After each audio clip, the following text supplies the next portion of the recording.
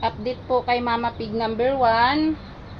Sa pang-anim na parity po niya ay 58 days na siyang buntis. So ayan po si Mama Pig, kaliligo lang po. So ngayon po ay 10 o'clock na ng umaga. So 10 o'clock po kasi ako nagpapaligo sa aking mga alagang baboy. So yun po, malinis na po siya. Sa pang-anim na parity po niya, sa 58 days na pagbubuntis niya ay maliit po ang tiyan niya kumpara doon sa mga nakaraang pagbubuntis niya. Sa 58 days ay malaki ang tiyan niya. So ngayon, maliit po, no?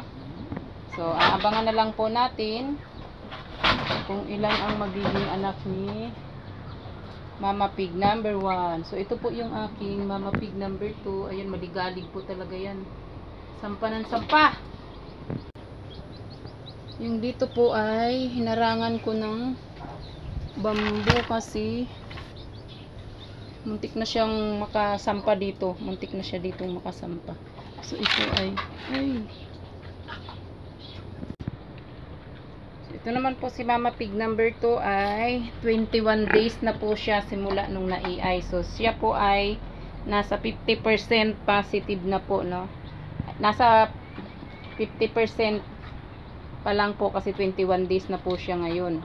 So pero po ang patalantandaan ko po kasi dito sa kanya, pag once na magbubuntis na siya sa pang 14 days, naguhit na po yung tiyan niya, no? Yung ugat sa tiyan niya, naguhit na po.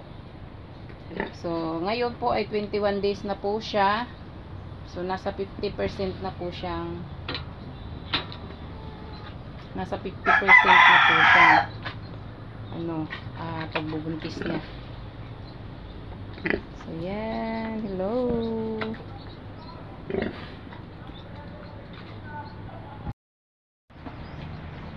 So, ang pinapakain po natin sa kanila ay gestation feeds. Kalahating kilo gestation feeds, kalahating kilo na darak ng palay. So, ganun din po kay Mama Pig number 1. Kalahating kilo darak ng palay, kalahating kilo na feeds.